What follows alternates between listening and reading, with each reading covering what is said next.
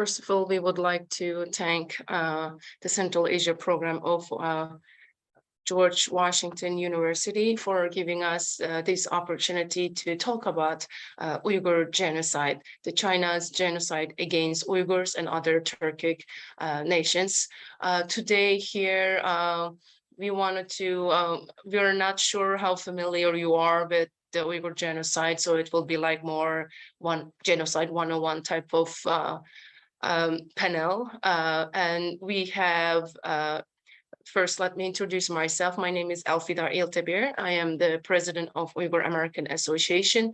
Uyghur American Association is a nonprofit organization in DC. It's a community-based organization established in 1998. The goal was when it's established was preserve and promote Uyghur culture, Uyghur language, Uyghur religion and identity, basically, and promote youth with democracy and other values. However, starting 2016, we were shifting our focus because of the ongoing genocide in our homeland. So we are trying to do some advocacy, raise awareness events besides the cultural events.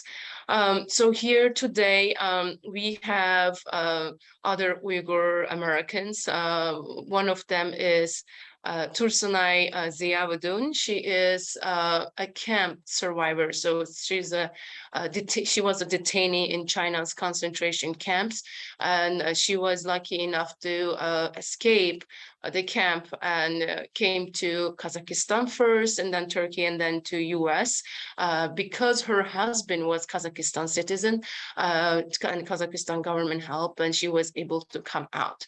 And since she came to US, she gave interviews to BBC, CNN, and important medias about what she saw and what she went through in China's concentration camps, including torture, sexual abuses, and she will talk about the details soon. Second speaker is Dilyar Sepidin. Dilyar Sepidin was just a student who came to US to continue his education. He was just a regular student like you, most of you. However, he was left with no choice to be an activist because his father was detained to the concentration camps a couple of years ago, and it's been 3 years, I believe. He's still asking a simple question like, where is my father? Is he alive? He's going to share his own personal story as well. Besides Tursunay and Dilyar, we also have Kalbenur Gheni. She will dial in pretty soon. Her story is also unique because her sister was taken to the concentration camps years and years ago, and just for having a religious book in her hand, in her house. And also she was prisoned to 17 years. One of the excuse was to having Quran, the religious book, in the house. And second reason was praying at her father's funeral. And Kalbenur is also became an activist and trying to be a voice to her voiceless brothers and sisters back home for the Uyghurs. And she have met former Secretary Pompeo. She have given, media constantly giving testimonies and asking for, again, the same questions. Where is my sister? Her sister is in, recently we learned that in forced labor camps and working long hours and making clothes that the factories were built inside the concentration camps. So we'll talk about those details. They will share their personal stories. And I want to talk about, I have a PowerPoint slides I can go through real quick, but before I want to talk about what happened to the Uyghurs all of a sudden. So I want to start with saying that the assimilation, the discrimination, being treated as a second-class, citizen is not something new. For years and years, we were, dealing and being oppressed by Chinese Communist Party. It's just starting 2016, we realized our relatives, our loved ones, our friends were getting disconnected from us from the social media channels. That's the only way we communicate usually. And we definitely we disconnected from our loved ones, and the internet and nothing works. And we were wondering what's going on, and then one by one, our writers, our professors, our scholars, our artists, singers, like all the backbone of our society, one by one getting disappeared and detained. And we still didn't know what was going on, and China was denying the detaining Uyghurs, and not giving any explanation. However, after the Canadian researcher showed the satellite images of those new camps, then China had to give explanation, and they said, oh, those are vocational training schools. We are educating Uyghurs there.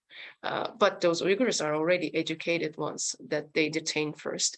That's what they said. And after the testimonies given by the camp survivors and other, documents, Adrian Zen's reports, the Xinjiang police files, the pages of hacked Chinese police documents, and also the 10,000 photos of just one county, the detainees' photos, all those evidences and proofs showed that it was definitely not different than prison. It was a concentration camps, and so many things are going on. So let me share my screen real quick, and I will go through who are Uyghurs, why this is happening, with you guys, so we can look into the root cause a little bit closer. Let me make this view slide showing. All right, I hope everyone can see my screen. So I'm going to go very quickly. So we will talk about who are the Uyghurs, why China oppressed Uyghurs, Uyghur lives before the camps and inside the camps and outside the camps, and also what we can do about this. So as you see, East Turkestan, that's how we like to call our homeland.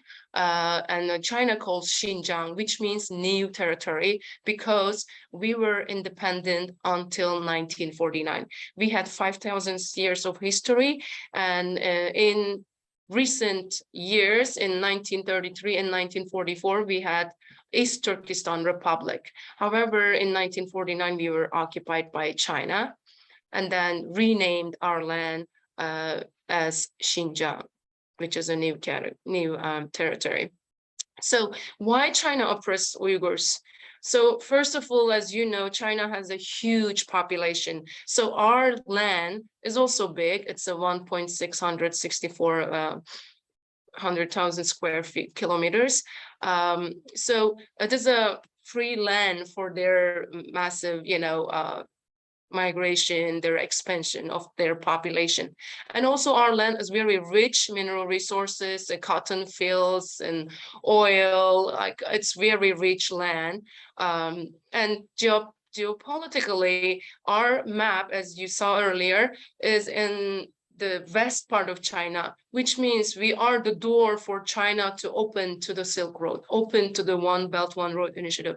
Basically, any products they make, if they want to sell to Europe and other part of the world, they have to go through our land. That's why it's very important for them to control so strict and harsh for them, for their economical reason.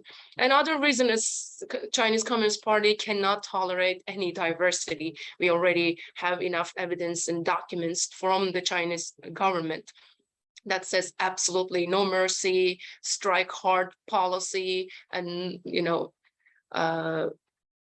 basically they're saying that they cannot tolerate any any other nationality in their land. They want everyone to be like strict Han Chinese who follows everything the government say. so Uyghurs are different. We're different language, different religion, different history. That's why they couldn't assimilate us so far, and that's why they continue to assimilate and make one, nation, one land policy. And I want to go a little faster. So as we already talked about how their gas pipeline, how their trade line, everything go through our land, East Turkestan.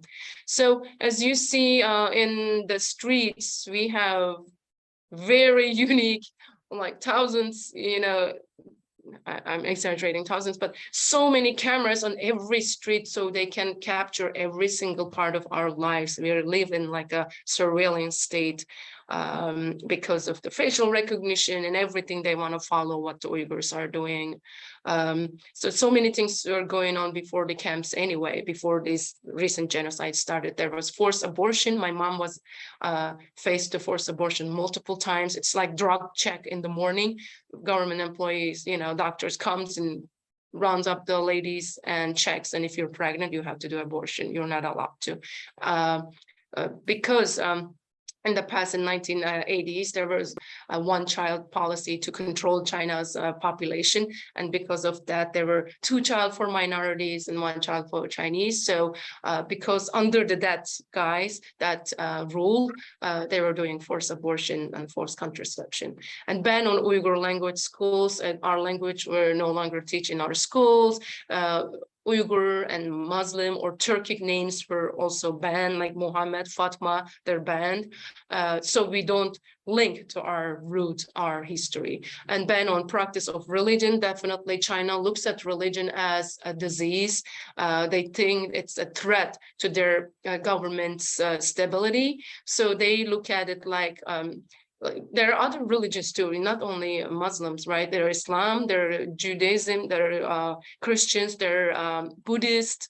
However, the government doesn't recognize religion, and they're against religion, and they don't want religion to unite people. And separation from Turkic and Muslim root, definitely, they're doing that. They rewrote the history books. They rewrote the Quran that fits in their own ideology. And the communication with outside China was always controlled, listened, and cut. And life inside the camps, let me be faster so others can speak. We don't have much time. So this is the camp. The photos you see in the bottom, this is the camp. As you see, this is their bathroom inside the room. It's a bucket, basically, very small room, crowded, not enough, room. Those people sleep on that bench, eat on that bench, learn on that bench, learning meaning political indoctrination. They do everything in there. And their cameras, no windows, it's strictly watch 24/7. Even at night, the lights are not off. And so political indoctrination, what our people are going through, number of the people inside the camps is 1 to 3 million. I say that because State Department said it is 2 millions, and the Pentagon said it's up to 3 millions. But however, we Uyghurs believe it's much more than that. So there are political indoctrination going on, there's torture, there's sterilization. In fact, the camp survivor Zumret Davut was sterilized as well. That's one of the evidence we have. She has even the paperwork that shows that she went through sterilization. And there is rape, gang rape, and also, as I mentioned earlier, they built factories inside or near the camps. So there's forced labor and organ harvesting, unfortunately, separation of family and children. When the parents are taken to the camps, the children are taken to the state-run orphanages, boarding schools, and kindergartens, and they're raised as a Han Chinese, stripped away their identity, their language, their culture, their religion. And I am afraid of our future in 20, 30 years, how our future kids will be. And also China used those people as the testing zone for their medicine, for their shots, for their technological tools like facial, voice recognition, and the cameras. The photos on the right, on the top, as you see, that is an airport in Urumqi and Kashgar. Airport on the floor says a fast lane for organs and organ transplant. You imagine how much of the organs are being transferred from Urumqi, from Uyghur region to other side, to the hospitals, for the world demand, that they need a faster lane at the airport.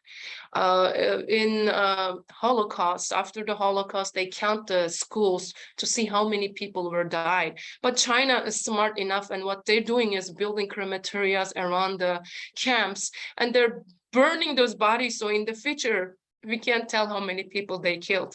All those people in the camps, before they taken, their DNA is taken, their full scans of their body, ultrasound, everything is taken. So China has the massive data to use for the organ harvesting, for the organ transplant market. So this is the photos. As you see, it was just a mountain in 2015 and 2018. There we go. We have a camp that can hold 70,000 people only inside Urumqi, and we have over 570 camps in our land. Outside the camp, so we talked about the camps, what they go through. Outside the camp also, people are surveillance state. As I said, the cameras everywhere. They can't trust anyone, like they're constantly afraid of speaking up, naturally. Sterilization still outside the camp, it's going on. Forced abortion going on. Forced marriage. So as I mentioned, China had the one-child policy starting 1980s.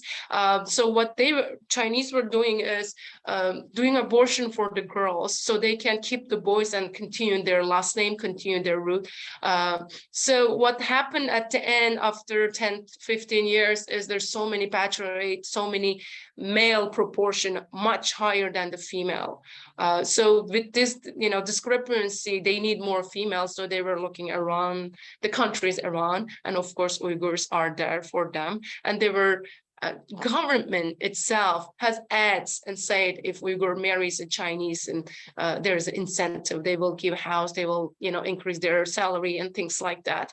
And unfortunately, some of the rural areas, the Uyghurs, when they reject, they're threatened by the government, saying that their parents will be taken to the camp if they're not taken yet, or if they're in the camp, they will be killed. So Uyghur girls are sacrificing themselves to marry Han Chinese government officials to save their parents, save their family. And this is a one sad tragedy that, as you see on the photo on the right, who will be that upset and crying on the wedding? Unfortunately, this is another truth going on. And the Chinese relative plan on the photo you see on the right, the camp survivor Zumrat Dawood also, witnessed, but she had Chinese relatives in her house. So what the government came up with a systematic plan that they send the government cadre to the houses of the villages and rural areas, that they stay at one Chinese man stays in the house of Uyghurs and reports everything they do. Are they praying? Are they saying something against government? Are they reading Xi Jinping's book or not? Those kind of things. Or even the kids, they're asking a kid's question. Your parents, do they pray? Do they fast? That kind of things. And unfortunately, it's unbelievable that a stranger in your house stays with you for months and reports everything you do, but that's going on in our homeland. And transfer Uyghurs to inner China, according to Adrian Zen's report with Associated Press, 1.6 million Uyghurs willingly transferred to inner China to the factories as a forced labor unit. Like there were articles as Uyghurs for sale. I have 500 Uyghur women who can work for you, ages this much. Like it's so sad for us to see things like that.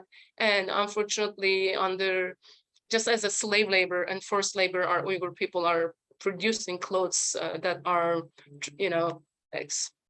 deported to the world and stripped away from identity, language, culture. We already talked about it. And this is the birth rate again, the forced sterilization and abortion and birth control. We talked about it. This is again from the Adrian Zenz report, APA report, that the birth rates fell 60% from 2015 to 2018 and 24% in 2019. The kids were sent to, we already mentioned the state-run orphanages and boarding schools and kindergartens, unfortunately not given to the grandparents or others. And like some Uyghurs in exile and Uyghurs in diaspora recognize their child from those photos, unfortunately, that they were in the basically child's camps. As you see, Uyghur culture is such a rich culture. I told you we have a history of like 5,000 years of history and kingdoms and even republics. Our architecture is so beautiful. The houses is like so in details, as you see on the left, but that is all being destroyed by Chinese government as well, as you see in the bottom and on the right side. Is because that shows again our rich history, our rich culture, and they want to destroy that. They're against something different there than their culture, than their history, than themselves. And mosques, as I said, the religion is also considered as a threat for them. So they kept couple mosques as a symbol to show to the tourists or the media, but they demolished so many mosques that are historical mosques and beautiful mosques in other cities and states. And the Uyghurs outside, I apologize if you hear that voice. I think outside somebody is mourning their land. Outside China, outside East Turkestan, our homeland, Uyghurs are also suffering. We call it transnational repression. Unfortunately, most of us are getting threatening messages from China's police and China's long hand. And they basically, Chinese government hold our loved ones, our family as a hostage and trying to control our activities outside here. And what do? They call us and say, don't go to political activities, don't speak up, don't say, delete your tweets about. So that's what they're trying to do and constantly make us uncomfortable, make us scared, make us think about our loved ones back home, to trying to silence us, basically. This is a guy, Yusuf Can Ahmet in Turkey. He was also forced to be a spy for Chinese Communist Party, Chinese embassy in Turkey. When he rejected, later on, he was also shot. That's one example I was just, sharing here. Another tactics they use is all the students outside China, Uyghur students, they trying to bring them back and they arrest them. So what they do is when your passport expired, they don't renew. And they say, you need to go back to homeland, you have mainland, and then you need to renew it there. And when you go there, you're arrested. Why? Is because the students who visited outside China, especially Western countries, they now know they're exposed to democracy, they're exposed to freedom of speech, they're exposed to freedom of religion. They know Western ideology, how to be free and democracy. And that's what China is afraid. And they're afraid when they allow those students go back, these ideas will spread. They will tell other Uyghurs and they will teach others those values. And they're afraid, and that's going to be the end of the Chinese Communist Party's stability. And that's, other reasons. So recent updates, both Trump and Biden administration declare what's going on in China, the China's oppression, as genocide.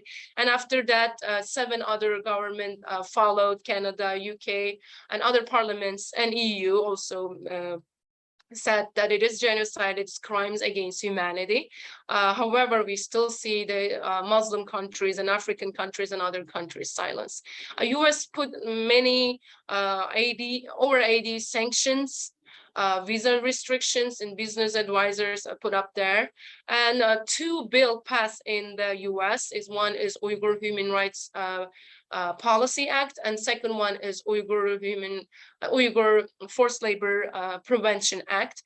We would like to thank US and our Congress members for this, because impacting China by human rights condemnation is not going to work. When we hit their pocket, when it hits their economy, when it impacts their economy, then I think they react and maybe they change their policies. So we believe in that, and we continue to advocate for the bills. Current bills are Uyghur Human Rights Protection Act, which gives a refugee P2 status for Uyghurs, and other bills are like the Disclosure Act, and we can talk about these details later. And UN recently released a bachelor's report.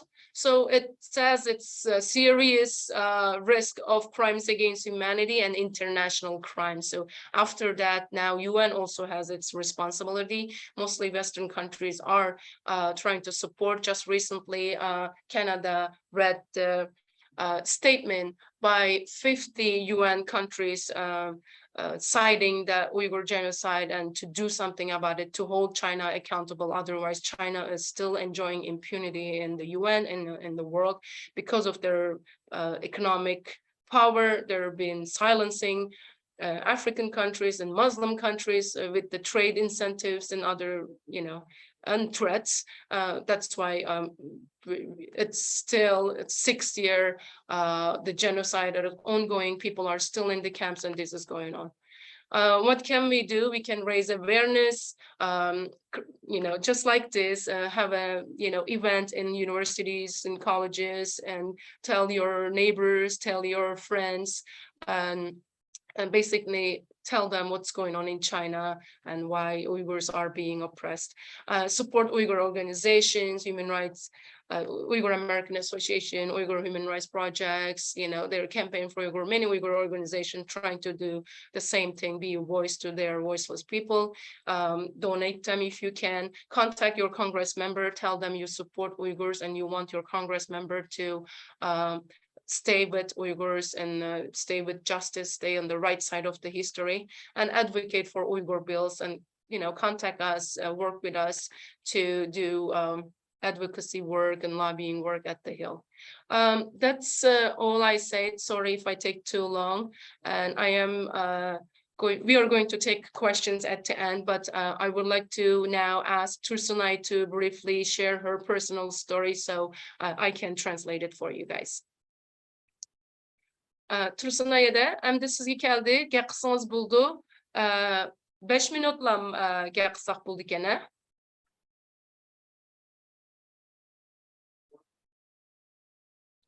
Tursunay'da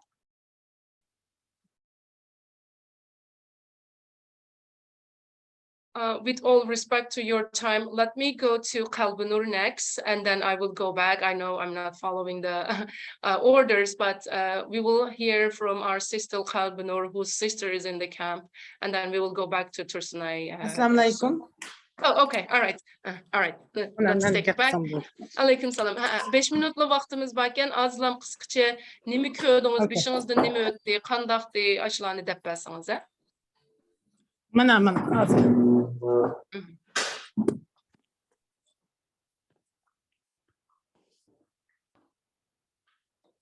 Sorry. We apologize. They're at work and trying to get, another room and trying to give this, because we're holding this event every week with different universities. So it's a little challenging to create the time. Alaikum salam. Hello, everyone.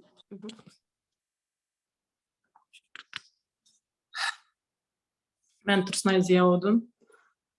Ben Xitay hükümetinin ceza lagerda bir yıl yetip çıkan bir lager şahitmen. Hem 2 qitim qamaldım 2018-2017'de.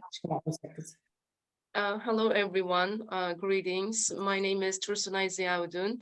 I am China's concentration camp detainee, at the same time survival were and witness to the concentration camps. I went to camps twice, 2017 and 2018. In total, I stayed 1 year inside the concentration camp. Ben 2017 qamalga vaqtdan birinci qitim qamalga vaqtımda onun birinci qitim 1000 adam bilan qamaldım. Onun içinde kanlar Uygurlar. Az sanda Kazaklar batdı. Çok bu aylan momayla kiçilemizden. Birinci qitimda bir koçudan meni ketip bağa yerimden aş saqçılar tutuplam eke. Hiç qanday gap sormaysan bir jığan bir saat qadısı dep aldap meni yağan gap qılıp aş koçudan mecbur maş saqçı maşinasını beşip eketdi meni. First time when I was taken to the concentration camps, I was on the street. There was no explanation. They just said there is a meeting and they took me, arrest me from the street and take me to the concentration camps. And there were around 1,000 people there. There were old ladies, there were young girls and very crowded and I was among them. Şu günden başlap bizni onun içinde mecbur beşimizdeki yağlıqlarını ötüşkü mecburladı, çoşku mecburladı. Күнде жығын деп бір жығын açıdı, şunanda sizler Müslüman деген gepler demeysizler, ешқандай Allah yok, açta деген нәрселер bilen ders ötті, birinci qitim başta. The first one when I was arrested, they put us in a big room and they took our headscarves. They forced us to eat pork. They told us that we were not supposed to say we're Muslim, and also we were learning like indoctrination documents and materials that was denying our religion. Onun için kirgen adamların hemmisi şu sebebi fakat çetelge çıqqanlığı üçün mening sebebim Kur'an o'qib qo'yganlik uchun, namoz o'qib qo'yganlik uchun, yog'liq chekkanlik uchun, uzun ko'ylaklik kiyganlik uchun, faqat Uyg'ur bo'lganlik uchun ashtaqilda aytdi. The main reason I understood later that the reason was that I was Uyghur, my identity, but the excuses they were given for us, for all the ladies, I think she was in the ladies camp, is because some people read Quran, that's why they were arrested. Some people went wearing hijab, that's why they were arrested. Some people were wearing long dress, that's why. And some went outside China, like went overseas, just like me. And those are the one of the reasons why those people were arrested and put into concentration camps. Balını artıq balı tuqqanlıq üçünmü? Məsələn, 3-dən artıq 4 bala, 5 bal tuqqanlarını kirgələr. Also, one of the reason was to having more children, like 3 or 4, was also a reason to be taken to the concentration camps. Birinci qitim şunda meni jüyüş dep aştaq dərsdən ötüş jarayonida tamaq pek nachar, onun içində mən bir ayda hoşumni bilmay jığılıb kirdim. İkinci qitim 2018 yan tutup ekirdi meni. First time when I was arrested, it was very bad condition. For example, there were not enough food. We were always like hungry. I lost conscious because of the malnutrition. I was sick, and that's how I was out on the first time when I was inside. And what they were doing is basically brainwashing, like teaching us the Chinese ideology. İkinci qitim kirgen vaqtimda yana şu kamp abadi, lekin o kamp qat'iy o'zgarib ketgan, turib ketgan, hamma yeri butun qo'rchalgan taraf-tarafida saqchilar turadi, necha metr yerda odam yiqib, faqat bizdek tutib kelganlarni akiratdi. Kirgandan keyin uning eshikdan kirgandan boshlab bilan burunqidanmi betar qabiylashib uradigan odamni ash to'qta yoqlar bilan urib chiqadigan ashtaq askilishib ketgan. Faqat Second time when I was arrested, it was much different. As soon as we were taken to the camps, it was a big building. It was different. There were so many police with weapons, armed police, and armed police. And the condition was different too. Then second time when I was arrested, I faced the torture. I was hit by sticks and batons, and I went through so many bad memories. I went through so many bad things.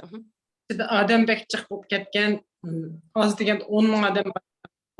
Мөлшер біле ашта адам çıkıp кеткен, оны жоқ бинала 8 bin әмісі лық адам тошып кеткен, әрләні бір тарап, аялар бір тарап қалған.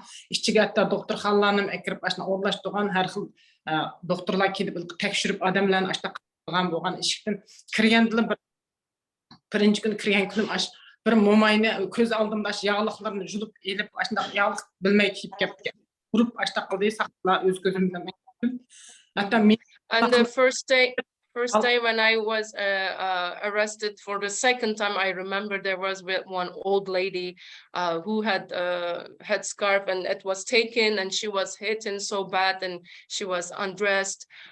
It was very sad. The atmosphere was also different because it was so overcrowded. Men were in the other section, women were in the different section, and it was totally unacceptable view. Hatta benim şu kulağımla aşağılıkın eliş için tartıp julup kanak kız başta julup aldı. Şu akirgen dikin bir küçük 4 metrlik oyunun içine akirdi 20'deki adam birinci 4. öykü kalmadı biz başka oylanan emisi adam toşup ketken ayalla battı. They were very rude. They were very harsh. Even the earrings on my ear, they wanted to take it out and they just push it, like pull it out. My ear was almost bleeding. They put me into a room that is like a 4 meter square feet. We were like almost 20 people inside that small room. Şu dakikada işte de bir küçük çilek koyup oburniğim çıkamaydı aç çilekni açıp oburniğ kızla mecbur dep. Hatta işte oburniğ bir gün bir kılgan nemiz kaldı ekan 3 minut vaqt berdi onu ulganmi saat aç urup yanıp başta kıldı. Bir aydan açkan 2 ay bolganda bizni sorak kılışka başladı. Tanfa dep açık. Her bir tanfa çıkka vaqtımız urudu, qinaydı bizni. The condition, the hygiene in the room was terrible. There is a bucket in the corner, and that is our restrooms, and everything is being watched. Unfortunately, we don't even have enough time for the restroom breaks. It's only 3 minutes. If you pass, you will get hit. That's how we stayed there. After a month, they start to interrogate us, taking us to the questionnaire interrogation room and questioned. And every time we go, we get hit, we got tortured. Şikayetini açkanda aşının içinde yana bir öykü biz o bir nisba öy dep yütküdi. Yütkep yütkekendikilam texmi onun içinde her xil bir özgürüşler payda boldu. Keçileri adamlarını sorak kılgan açıp gitgan boldu. Saat 10'dan keyin başlandı. Keliplam qaysı kızlarga mandaq tapalanchiq chiqdaydi chiqimiz açıp gitgan kızlarni. Bazıları kemmey yoqap ketadigan, bazıları kes 2 gün 3 günde bir keladigan açta aran ekildi. Lekin kelganda öler alat dep taşıydı. Qo'rqinchli. Unfortunately, another sad thing I witnessed is at nights, the police were coming and saying that they were taking us for questioning room, and the young girls were disappearing. They were selecting girls and taking out. Sometimes they never come back. Sometimes they come back as like a almost dead position, and we didn't know what was going on. Her xil buyruqlar düştü, yuqurdan buyruq düştü dep buyruq berdi. Bir gün kep çaşlarımızın hem ayağlar mecbur şıktımda tüşük başından tartıp durup çiçin aşağı tızılıp turistler tızılıp dedi. Birden kep nöbetler kelimiz çaşın çiçimizni kesip etti. Yani bir 15 gün ötküzüp yani buyruq düştü. Bütün ayağlar açık Thomas operasyası kıvetti. Hatta kosuğdu balısı alanı balısı mecbur apıp düşürüp bir ayağ kosuğdu balısı bak kriptike aşında. The rules there was constantly changing. They didn't even know what's going on. Once they took us at the beginning and shaved our head to cut our hairs. After like 15 days, then they took all of us to a different room and they did forced sterilization and even forced abortion for one of the lady who was pregnant. Şundan hiç açık etken kızlarning bazı sarang qalganını gözümden gördüm. Odulumuzdaki bir uyda turgan bir kedi sarang karavatdan aş özünü çiqirib baqirib tashlaydi. Tutunup ketdi. Aşın putunu söylep şöyle. O iş ahırı benim beşim geldi. Meni bir 20 neçe yaşlık bir kız bilen keçe dep çıktı. Yani men başta oylap aldı sorak qan uratdı, bular qıynaytdı, her xil asbablar bilen. O qitim şunda qıynadı, azapladı. Kızını köz aldı, baskınçılık kıldı. Tamam. So I thought the girls disappeared at night being tortured, and one day they also called me, and I was out and I witnessed what was actually going on.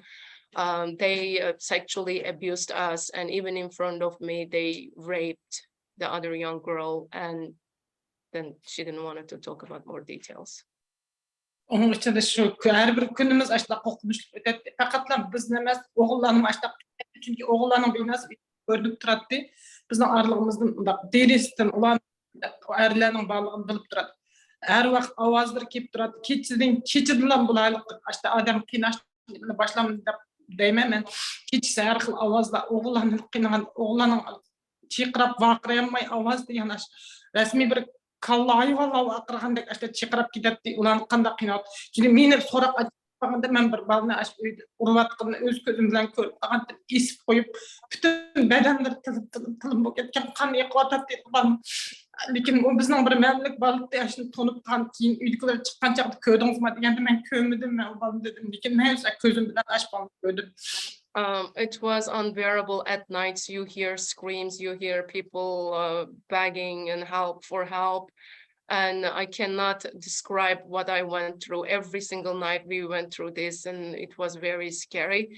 And it wasn't just females that were going sexually abused. It was also, the men side.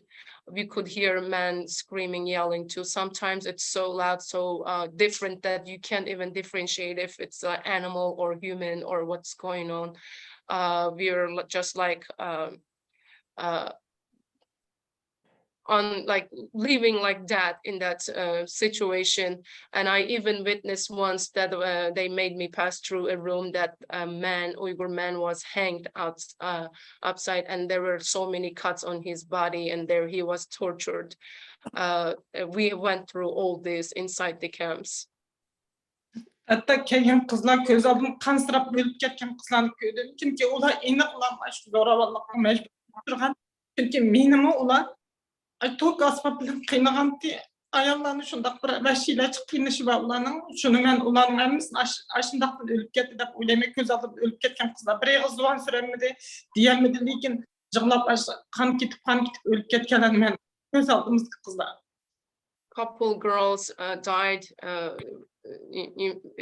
I witnessed their dad with losing too much blood, and I know after they called me, I know what they went through, because their torture is inhumane. They use those batons and sticks to your private area to torture you, and I went through that, and because I went through, then I understood why those girls were so silent and or losing conscious.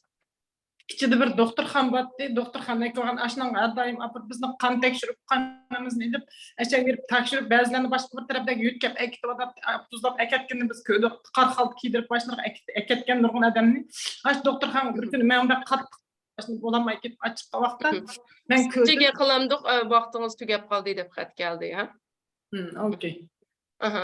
Inside the camp there's a small hospital. When you very terrible, they take you there, or sometimes they check your blood they use for the testings and things like that. So when I went there, I also witnessed a very unacceptable reality. Onun için doktorxan kirgen çığında men bütün erlerinin aşta apaganda aş bämmisinin aşta çıkıp kelgende bular aş jinsi jihatdan bular ballık bulanmaydı degen näse bilen erlerinin hammasi maça işki bop qılıp aşta ottağını kögen.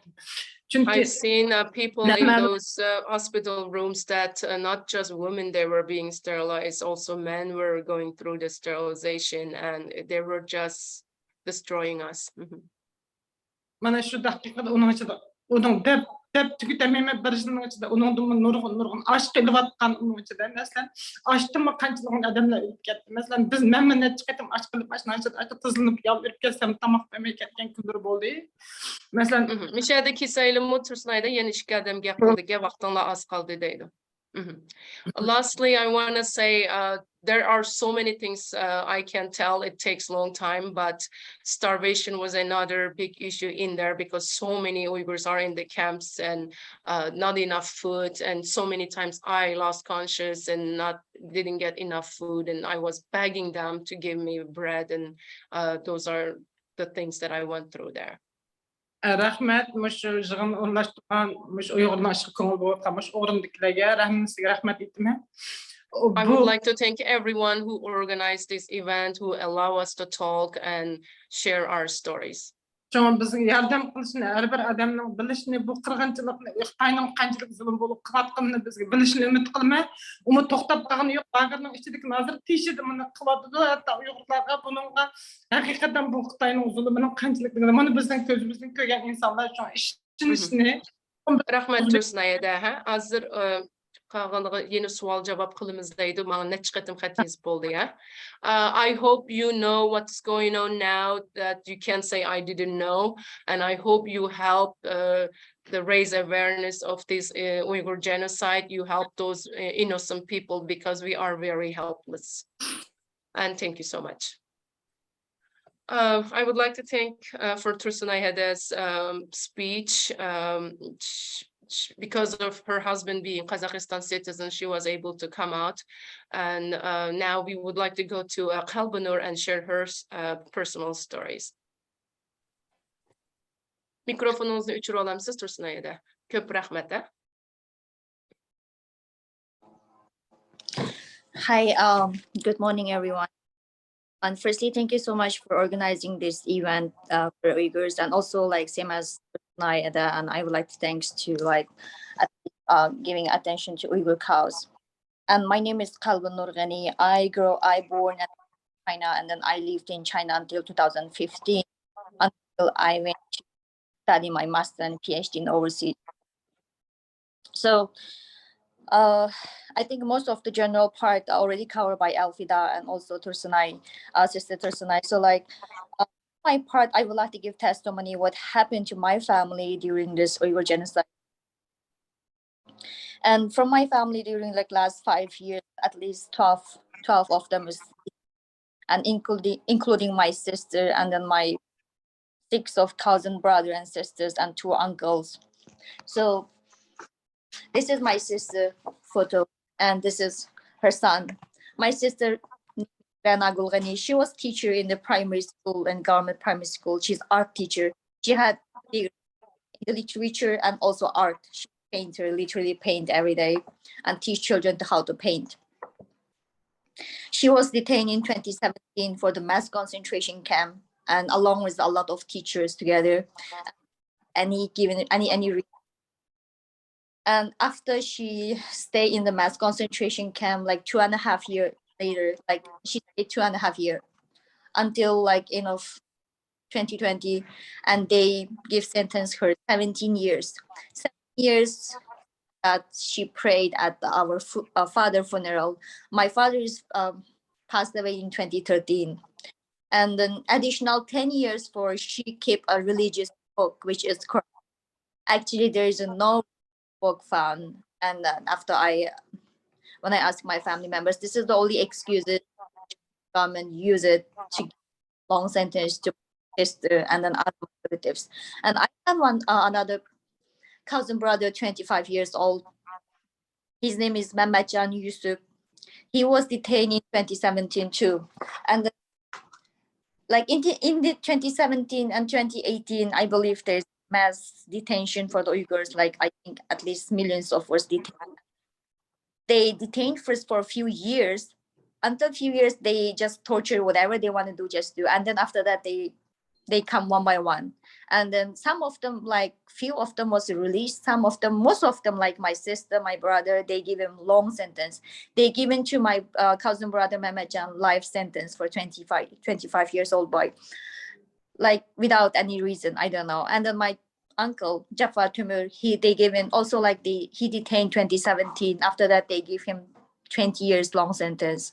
And many other my cousins, sisters, and brothers is missing because I'm in overseas. I don't know where are they, and then they alive or dead. And since I giving this testimonies and also like speaking up since 2019. And Chinese government started to harass me through by like WeChat, call me every day or every other day. And then if I don't pick up the WeChat call, and they bother harass my mom, and they threat her, if your daughter not speak, like not answering you call, you will be punished. And then my mom every day begging me, please answer their call. So I have to answer. When I answer, like as Alfida say, they say like, you need to stop from speaking up. You need to stop like tweet. You need to delete all your tweets, or you need to like delete your videos, because I started to speak up since 2019 for my sister freedom, because she has, not only my sister, my other relatives and all other Uyghurs, all didn't do anything wrong. Because of identity, they was detained. So since I speak up, Chinese government so unhappy, and they try to silence me in many ways. Still like Alfida said, there is like threatened message from the through by my Twitter and the Facebook, like that message, or you will be killed if you keep speaking up. So of course I didn't stop for speaking up, and I'm speaking last 4 years, and the things still keep going. It didn't change, but we have faith. I believe in justice, and I believe in God too, and this will be in one day, and then China will be punished its own on crime soon. But we need your help, and we need your support, and we need you stand in our side. Yeah, if you have any questions, I'm here. And then I think there's one question about Tursunay's sister, like the call is Kusher, asking how she escaped and how she can be like openly speak up in here. She didn't escape. I remember in 2018, there's a Kazakhstan government had to negotiate, because there's a lot of Kazakh people also detained, not only Uyghurs. And Kazakhstan government that negotiate with China, there's released 2,000 Kazakhs. And Tursunay's sister husband was Kazakhstan citizen. That's the reason she was released, because of her husband. And she was in Kazakhstan before she moved to the United States. I hope that's answer your question. Thank you so much. To save the time, we will go to Dilyar Seypedin now to share his history, and then we can go to questions. Go ahead, Dilyar.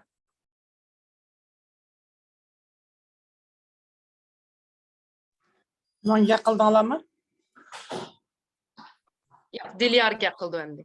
Okay.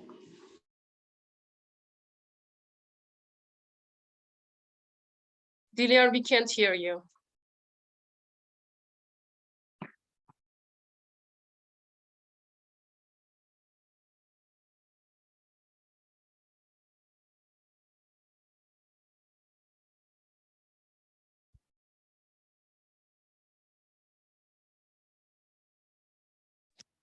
While we waiting for Delia, I can maybe answer the question. I think there was somebody that not only, yes, not only Uyghurs was detained. There is a Kazakhs, there is Kyrgyz, there's a Uzbek. Most of the Turkic ethnic minority group that's like who's like we are practicing Islam, also who is like similar with the Turkish identity people. All like most of them was detained. Dilyar, can you try your mic now? Yeah, can you hear me now? Okay, go ahead. Yes, go ahead. Okay, yeah, sorry about that. So, hi everyone. So my name is Dilyar Seypedin. I've been in US since 2014. Today I would like to share one of my tragic story, which is related to my parents. I've been lost contact with my I never see my parents almost like 7 years by now, and then I completely lost contact with my father. His name is Seyfuddin Yimit. This is his picture. So it's almost been 2 years I lost contact with him, and then because China's authority forcefully detained him and then put him in the concentration camp. So what reason? Just simply because he sacrificed himself and then send us to the free country like US and then get the higher education, and that's the only reason they are punishing him. And then since that I never talked to him. I don't even know he's alive or dead. and then only my mom was left outside, and then she's at home alone. And then even with my mom, I can talk like regularly, just as usual. And then whenever I talk to her and then try to ask about my father, she's like a very crying, and then she's like very sad, and then also scared because she cannot say anything about my father.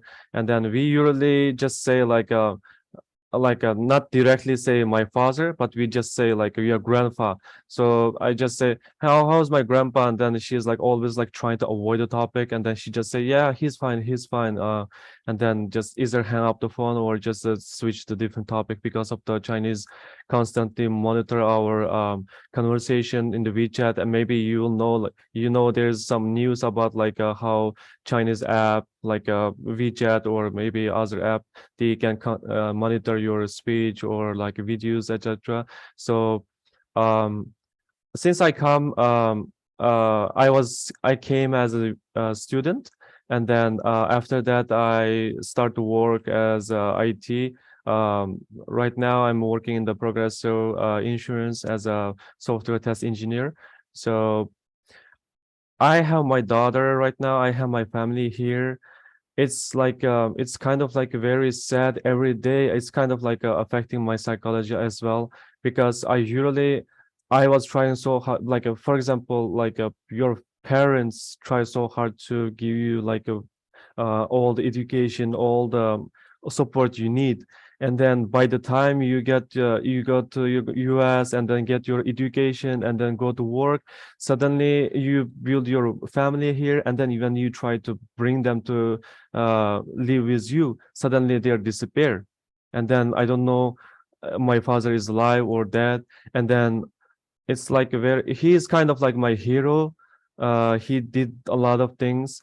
And then I was not worrying about my mom at the time, but as if it's not enough right now. Maybe you heard like it's been like 3 months, the lockdown all the Ghulja, which is my hometown. And then and also other cities, the lockdown the cities. And then because of the zero COVID policy, that's kind of like excuse for them to killing all of our people. My mom also in the city she's in the at home. She's been like three months she cannot go outside. And then recently I talked to her, and then I was like so worried about her, and then she keeps saying, don't worry, it's okay. Like she doesn't want to say anything bad about Chinese, so that's why. And then but she said like son, our home is very cold. And then I was asking, why don't you pay the don't you have the heat, etc. And then she said, no, we cannot go outside, so we cannot pay the bill. And then there is no heat, no like AC, etc. So and then at home, it's winter is coming, she's like very cold at home. I was like I don't know what to help her. And then it was like so emotional. And then I just say, okay mom, like we will try to save you, etc. And then yeah, that's what's happening in our East Turkestan right now. When I come to US like 8 years ago, I completely like start to lost contact with all my friends and the student like my classmates. The only way we can contact is the WeChat, and whenever I see the WeChat, people started deleting me because I posted some pictures about like US, like I'm in the university, etc. Because they know like they are not allowed to contact with the outside, so they started deleting my profile. And then I no longer contact with anyone. So yeah, that's what's happening in the East Turkestan. And also about the same question, there was one question being asked to Tursunay. I feel like you guys need to be like respectful, in my opinion, because she's been tortured, she's been, even she said raped. And then people keep asking like how she escaped, and then is it like, it's kind of like a joke to them. So I don't like that kind of question, in my personal opinion. And then also I saw some maybe if I am allowed to share video, share my screen, that I saw one person was asking about the like Hui minorities. if they are also like being treated as the same way. So I found some videos about as you can see, those are all Hui Muslims. It's they are not in the East Turkestan, but it's inland of China. So they were praying, and then the Chinese like tried to demolish the mosques. They already demolished most of our mosques in East Turkestan, but those are the mosques outside of East Turkestan. This belong to those Hui minorities, and then they're also trying to demolish this, and then they kick the people outside of the mosque. This is like a worshiping place. So as you can see, those are like Chinese military. So it's like it's the same towards most of the other Muslims also. And also there is some videos I found about like our Uyghur people. As you can see, because of the lockdown outside the city, they've been like no food, no drinks. As you can see, there is no food, there no water as well. So the people dying from starvation. It's like it's happening right now. Like as we speak right now, people are dying over there. So as you can see, their refrigerator is empty, everything. And then yeah, as it's not like as you can see, those Chinese, like they don't give the food to the people, and then they're like dumping all the foods to the like a food truck, like trash. Those are all the foods. And then Because of the time restriction, Diyar, let me stop you here. Just to add to that, yes, recently it's been more than 3 months. China is using COVID, guys, as an excuse to starve Uyghurs in our homeland. So basically, prisons are full, concentration camps are full. Now they're using our own house as our own prison. Do they deliver food? Yes, if you have money, they deliver food. So Chinese are getting food, but most Uyghurs, not all of them, they live paycheck to paycheck. And when they don't work for months, they don't have money. So they can order food, and they're starving now. And the Radio Free Asia and other media is showing the deaths coming out of, under the guise of COVID. However, China is still building more camps for the future detainees. So this ongoing genocide is still going. Looks like we are, ran out of time. I would like to answer the questions that you have. But we don't have much time, and I will share my email address. And if you can email it to me, I would like to go through one by one and answer your questions. And feel free to contact us for other reasons as well. If you want to organize any events in your church, in your synagogue, in your mosque, or other places. One of the question was, is it because of your Muslim or because of your Uyghur? I think it's both. And that's why China assimilated all other 50 nationalities in their, like minorities in their land. But Uyghurs were different. They owned that land until 1949. We were occupied. And also Uyghurs' identity, their history, a long, rich history, their religion, their language, everything is different. And our religion also kept us not to be assimilated easily. We had our own army, own country before, and that's why until 1949. So that's one of the reasons why they're still trying to do. Their goal is, Chinese Communist Party's goal is assimilate us and make one Han Chinese country, of course, and be a #1 economical power in the world. Again, thank you so much, and I will turn it to you guys. My email address, let me type in the chat. It is just like my name, elfidar@uyghuraa.org. So feel free to email me if you have any questions. Thank you so much.